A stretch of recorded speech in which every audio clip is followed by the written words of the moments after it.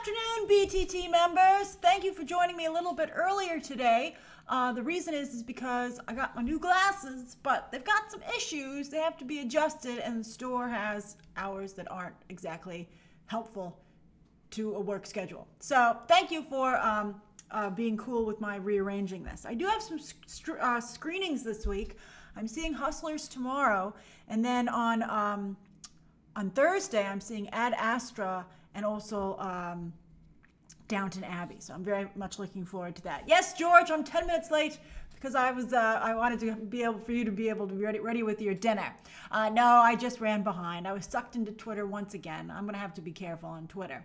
But George, I did see your tweet, and I'm very glad that this worked out in your favor. So I wonder what you had. What did you make for dinner, George? But anyway, it's been a difficult morning.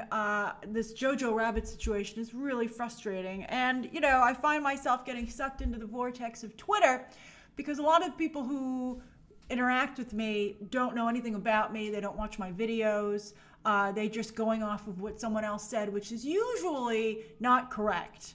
So I'm trying to, the best I can, correct some of that because you know, you don't want those misperceptions to go further. There's nothing you can really do about it to some degree, and so I should maybe realize that more often. But it's really, it's very frustrating. Also, Twitter is a horrible place to have those kinds of discussions because you only have a limited number of characters, and you really can't make nuanced comments about something that requires really nuanced discussion. So, oh, roast chicken and salad, George. I love roast chicken. Oh, I'm so impressed. It sounds tasty, delicious, and healthy. So good for you. All right, I'm honored to go along with such a good dinner. All right, so everybody, before we get to today's 3 stories today, and then of course the 10 minutes where you may ask me anything that you would like, where's everybody streaming from today? You just made it, Lauren. We just started. Where is everybody streaming from today? Yeah, Twitter, pretty freaking horrible sometimes. Oh, is it at 55% now on Rotten Tomatoes? Let me go see. I said I was sorry. This was one time I was sorry to be wrong. And someone tweeted me back and said, I've watched you enough times to know that you're not at all sorry. I thought that was pretty funny. No, I really like Taika Waititi, and I know that he was nervous about this, and so I feel kind of bad for him. Yes, it is at 55%. I knew this was not going to work out. People were like, oh, Grace, blah, blah, blah. You know. I guess I get a little frustrated because people are like, oh, you're wrong. And I'm like, yeah, I'm right. Mexican nachos in his living room having some ice cream. Oh, that sounds tasty too. You guys always have the best treats for the streams. Disneyland says, I'm sorry for your Twitter frustrations. That's very sweet of you. Watching from London. We have a UK story today.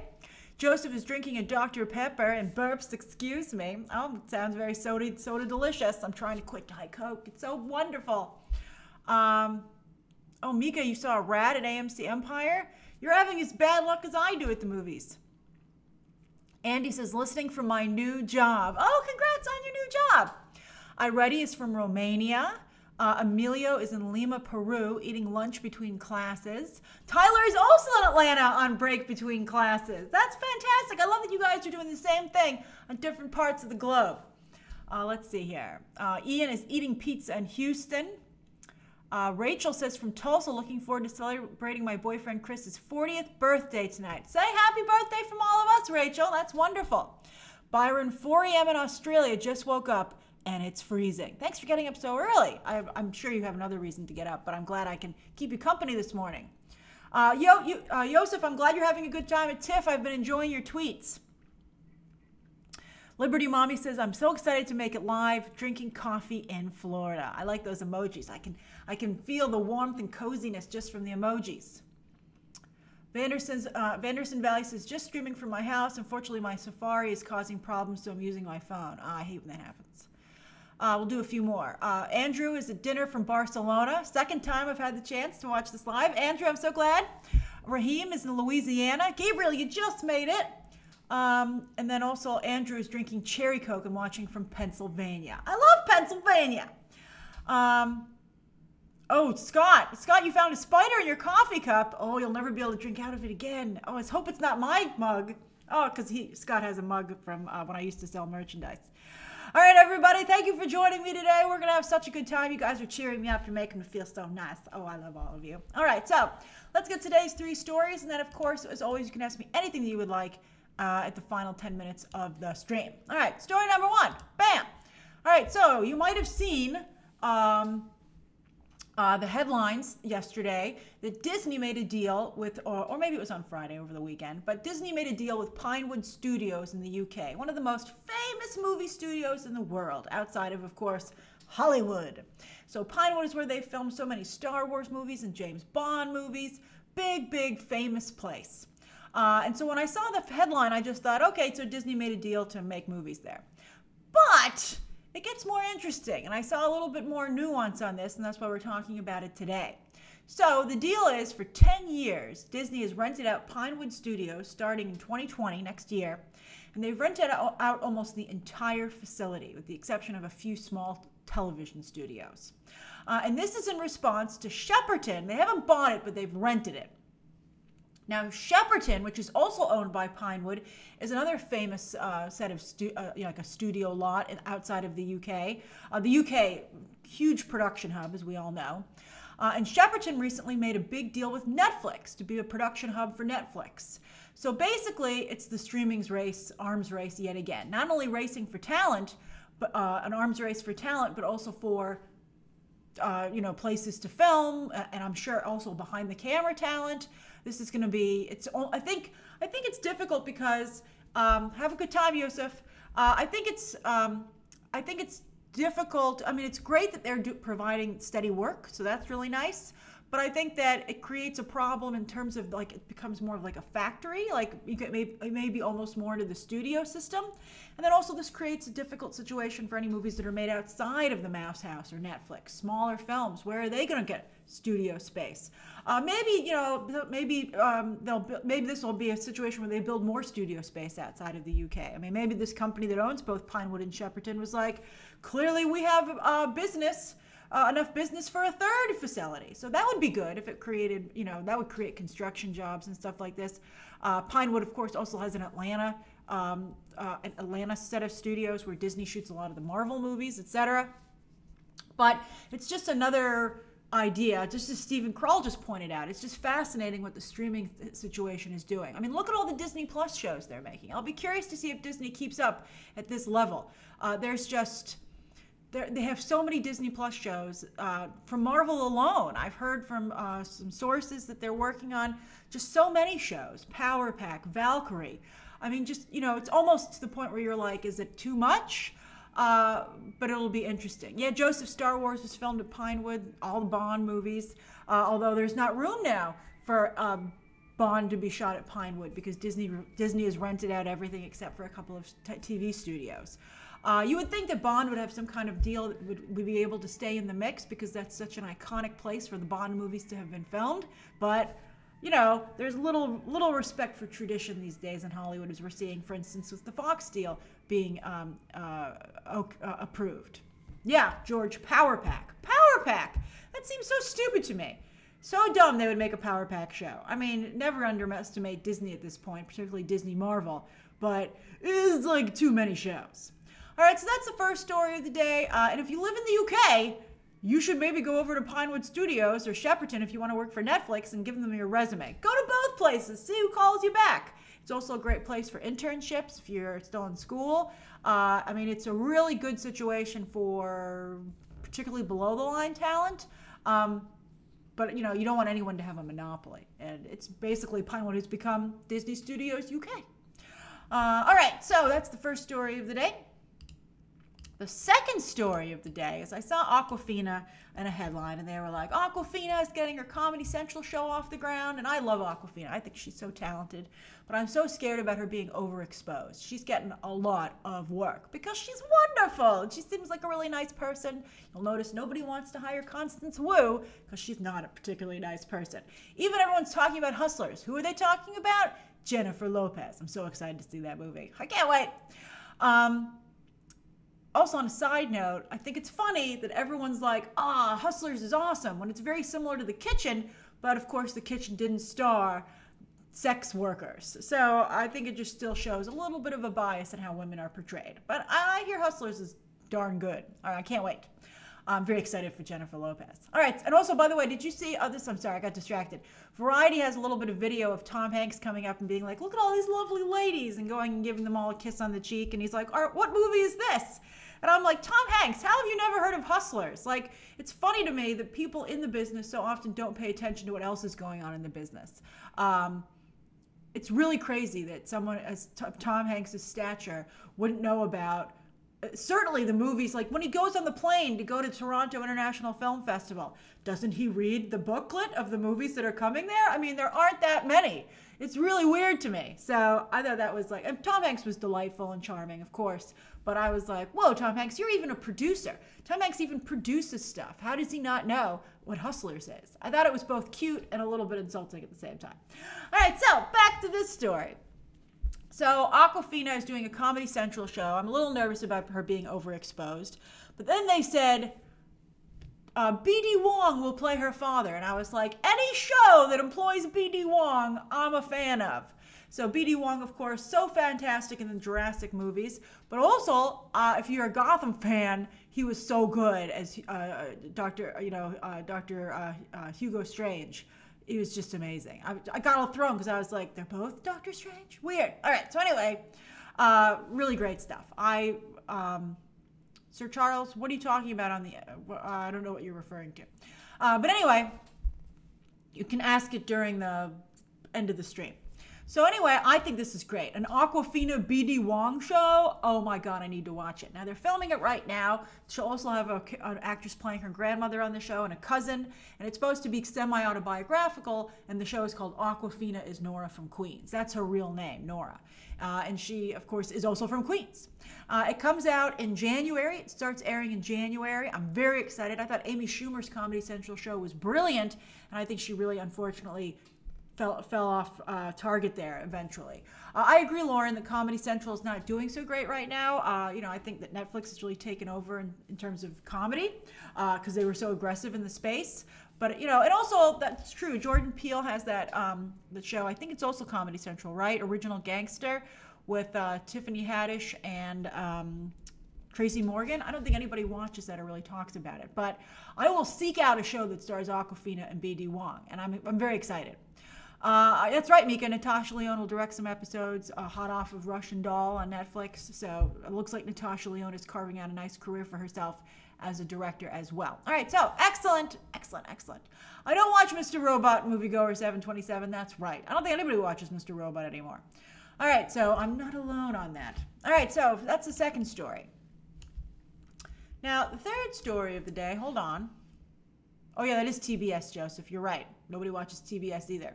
Some of these cable networks, I don't know how they're sticking around.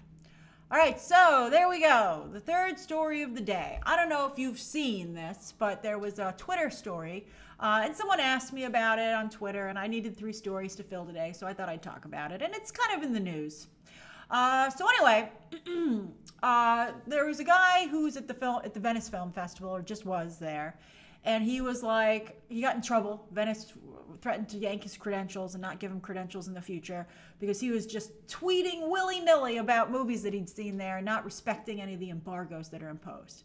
Now, for those of you who don't know, when you go and you see a movie as a critic, there are 2 kinds of embargoes. There's the first, hey Diego, there's the social media embargo where you can tweet about it or comment it on social media, but you can't give a full review. You can just share your overall opinion of it and some observations, like get excited or it's horrible, something like that.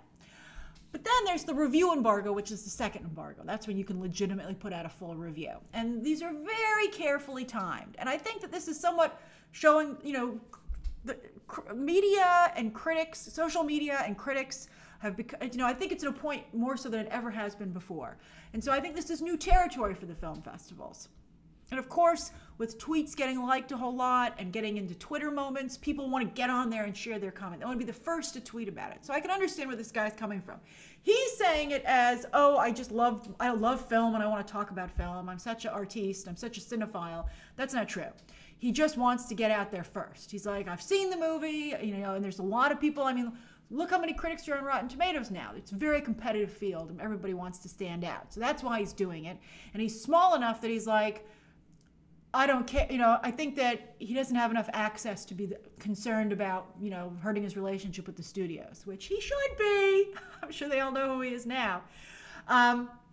So that's how that works. So film festivals, and I think studios in the future might have to consider that the movies should really come out right when they premiere at the film festivals. Like Hustlers. Hustlers is just playing at TIFF right now, and it comes out on Friday. That's very good timing, right? I think Joker, for instance, as some of you were pointing out, I feel that Joker, a month is a long time. A month is a very long time, and I'm a little nervous about it, but hopefully it'll turn out well. And then also I think Chapter 2 was hurt by what happened with the way Warner Brothers played it, and that they had the social media embargo lifted in late August 21st. And unfortunately, the media embargo had a lot of people saying the movie was only medium. So that just killed, I think, a lot of the momentum, because it was like, the movie's only okay. And then that kind of seeped in. It had 2 to 3 weeks to seep into people's subconsciousness. So you have to be really, really careful. And Dennis is saying Joker spoilers are out there now. Luckily, I haven't seen any of them. I think people are doing a pretty good job. People aren't, sometimes with spoilers, people will go out and like start posting them on other comments or tweeting them to you. Everyone's been pretty cool about Joker. Also, I suspect it's not a spoilery movie, because it doesn't relate to any other thing else in the DCEU. I guarantee you that if it had a Batman cameo in it, that would be everywhere. But I think it's very contained, so that probably helps it in terms of spoilers. But it's also Downton Abbey. I'm seeing Downton Abbey on Thursday as like public fan event, and the reason they have to do that is because Downton Abbey opens in the UK on Thursday, this weekend. It opens a week early in the UK. So I'm sure all of these Downton Abbey fans are going to go and start talking about it. And I think they want to have a situation where, people in the United States cannot feel left out of the conversation. But it's like, then why don't you just open the movie this weekend, right? I mean, I think Downton Abbey could have if it can take on Ad Astra and Rambo, it could take on Hustlers and the Goldfinch, especially because the Goldfinch just was KO'd at TIFF. So Downton Abbey should have come out everywhere. It should have been a global release date. And I think that, studios are really struggling with social media, not only from critics, but also from fans, because they can't control the conversation anymore. It's not geographical. It's a whole conversation happening at once. And so it's very important, back to the embargo situation, it's the best they can do to hope to control that is social media and reviews. And it's good to give critics a little bit of advance notice to be able, hey Kevin, it's good to give critics a little bit of time to craft our reviews. I mean, it was really horrible when you go to see a screening and they're like, the embargo lifts tonight, and you're like, oh my God, when am I going to review it? It's nice to sit on it for like a day, think about it, mull it over, and then do your review. And so I think that that's a nice thing that the studios do for critics, and I think that this guy doesn't seem to understand that. I think that something people never seem to do is to think about the other side of an argument, and that is also applicable here. People are very much like, just how do I see it and what's best for me, and not even in the long run. Very short-term thinking. But that's just society. It's always been that way. But I guess social media just enlarges it. All right, so that's my thoughts today on those 3 stories. And I'm curious what you would like to talk about today. It's 2:28, so we can talk about anything you want. We'll just go till 2:40. Anything you would like. You may ask me anything that you would like. Hi, Jack.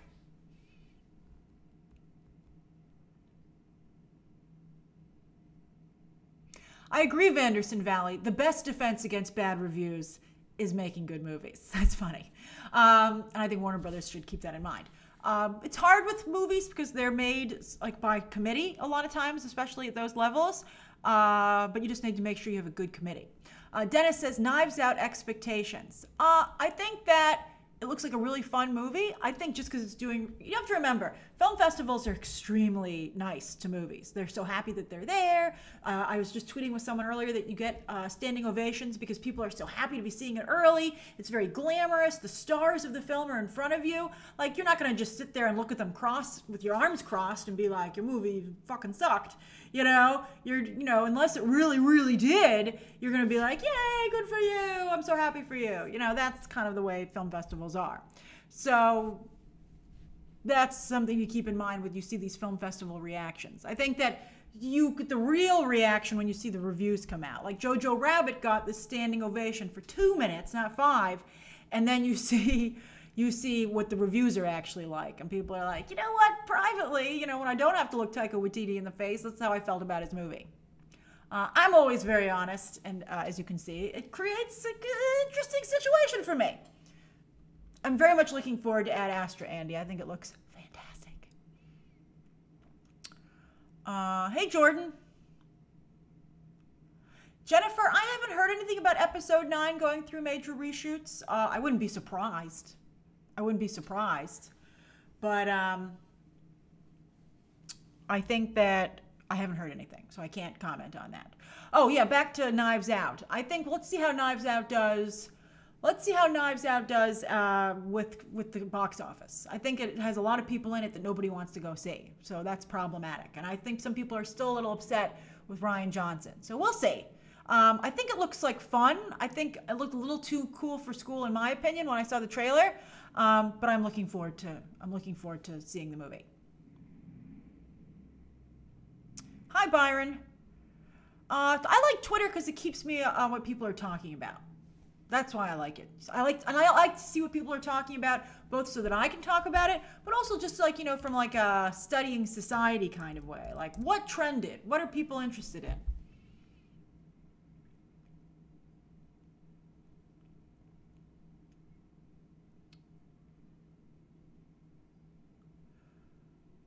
Robert, I spoke about Catwoman as an actress of color the other day.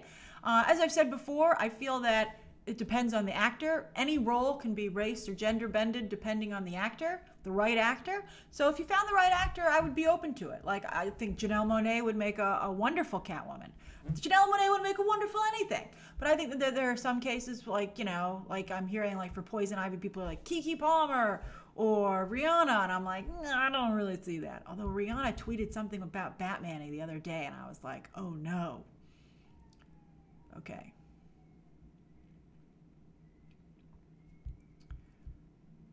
Isaac, I don't know about releasing merchandise again. I want to, but I have to figure it out with my MCN, and they're not really into merchandise right now.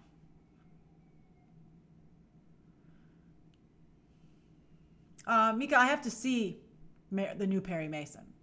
Robert Downey Jr., I don't think is starring in it. I think he's producing it. Oh, yes, Alex, I said Eliza Gonzalez from Hobbs and Shaw would make a good Catwoman. I would agree. She'd be an excellent Catwoman.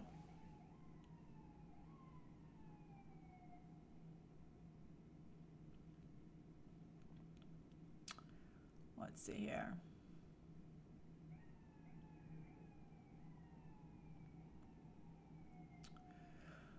Colby says, which upcoming MCU films have Oscar potential? I feel Avengers Endgame does, because anytime a movie is the biggest movie of all time, you got to take a second look at it. But that's the only one I see on the horizon. Maybe Eternals if it has true representation, but I don't see anything as strong a play as Black Panther and Avengers Endgame. Darian said, how about Hologram Tony to replace Stan Lee cameos? I think Hologram Tony will come back as a full character. I'm very much looking forward to that day. Isaac says, Grace, which do you prefer, Disneyland or Universal Studios? I'm afraid I'm a Disney person. I mean, I enjoy Universal, the theme parks, but I really love Disneyland and Disney World. George says, thoughts on Margot Robbie doing Tank Girl?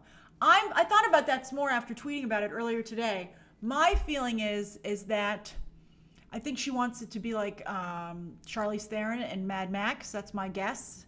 But I think it's too much like Harley Quinn, and she'd be crazy to star in that. Hopefully she's just producing it.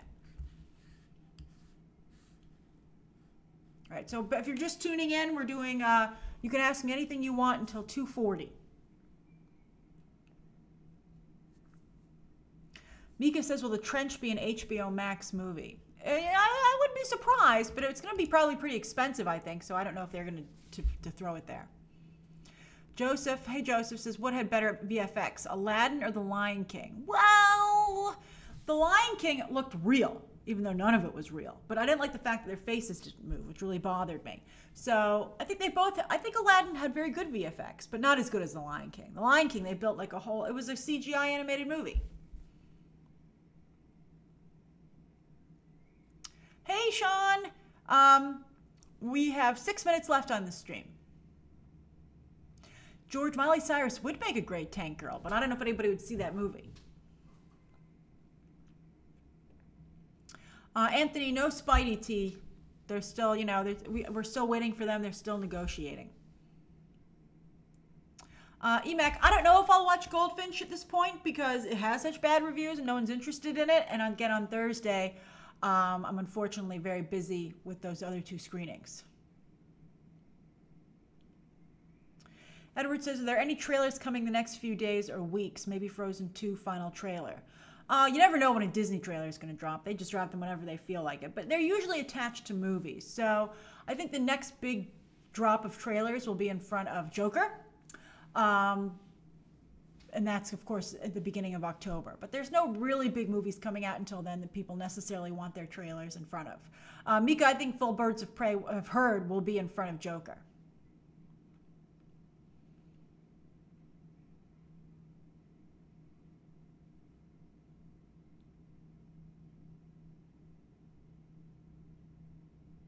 Matt, Face Off or The Rock. I can't choose. They're both great movies.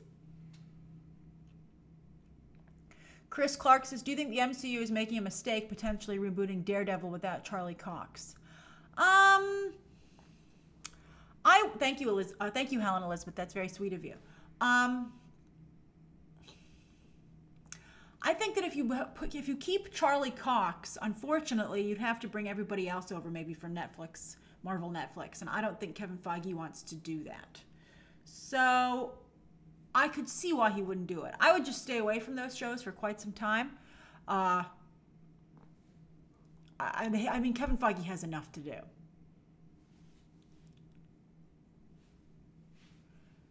Alex says, what about Uma Thurman's daughter as Poison Ivy? She could kill it.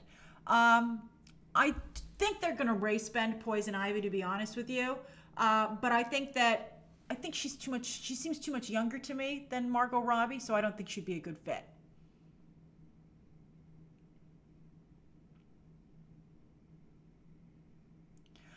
Nick, I don't review network television shows pretty much. That's why. Unfortunately, I do not watch that show, even though I love Sterling K. Brown. Matt says Con Air or The Rock. That's easy. I don't like Con Air. The Rock, although my dad loves Con Air. Moviegoer 727 says, what should Bill Hader do next after his success with Barry and It Chapter 2? I think you should see what his offers are. I'm sure he's getting more offers. I would hope so. I'm very excited to see what he does next. I love Bill Hader. I think he's just wonderful. We'll see what big franchise gets him.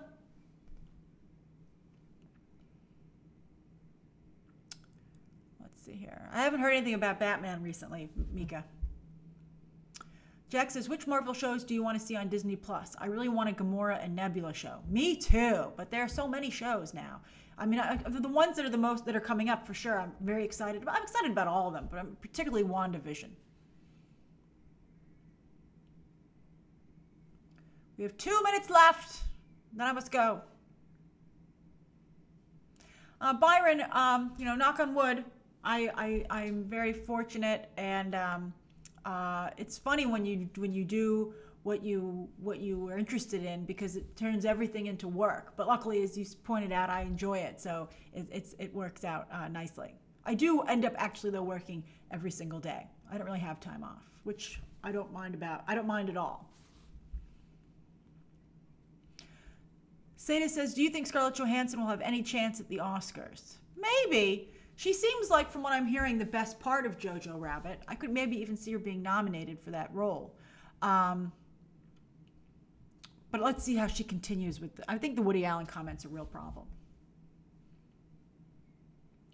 George says, Grace, please read. Do you think that Palpatine is actually coming back or just a Force ghost? Also, do you think this was planned or made up to save the franchise? I think it was, well, I know that J.J. Abrams, I heard, is working very hard to get the film back on track to where he intended. But, you know, the problem is that he never did a blueprint, a really strong blueprint for what he wanted for the trilogy in the first place. So I think it's probably made up at the last minute, particularly because of the unfortunate passing of Carrie Fisher. They were like, we need something from the old movie.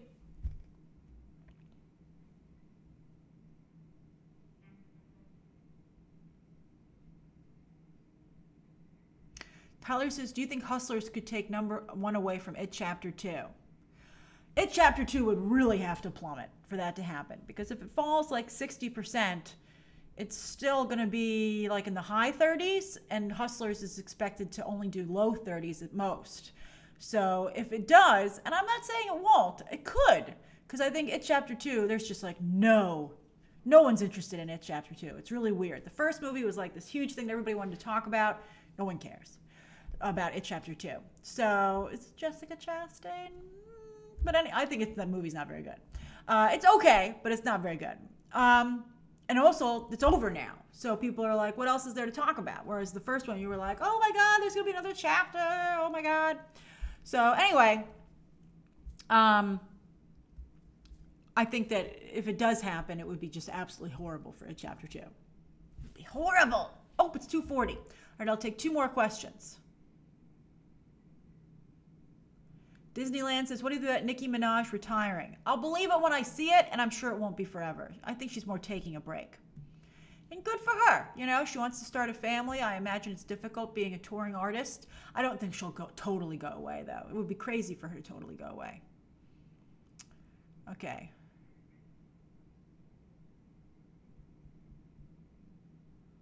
Mika says, next Titans review? It would have to depend on if anything really truly amazing happens on the show. It'll probably just, you know, no one's watching these shows. It's really frustrating because everybody cares about the trailer, then the show starts and like no one cares. So it's tough. Mika, upcoming videos, I'll be reviewing. I might have to review Ad Astra and Downton Abbey on the weekend or on a week from today, but I'll be reviewing Hustlers. I might do some casting videos. So I you know, and hopefully some trailers and news will break, but it's looking like a little bit of a slow week. But we'll be streaming. We're streaming tomorrow at 4 p.m. Eastern Standard Time. All right, thank you for joining me today. Have a lovely afternoon, and I'll see you tomorrow. All right, bye. Bye, everybody.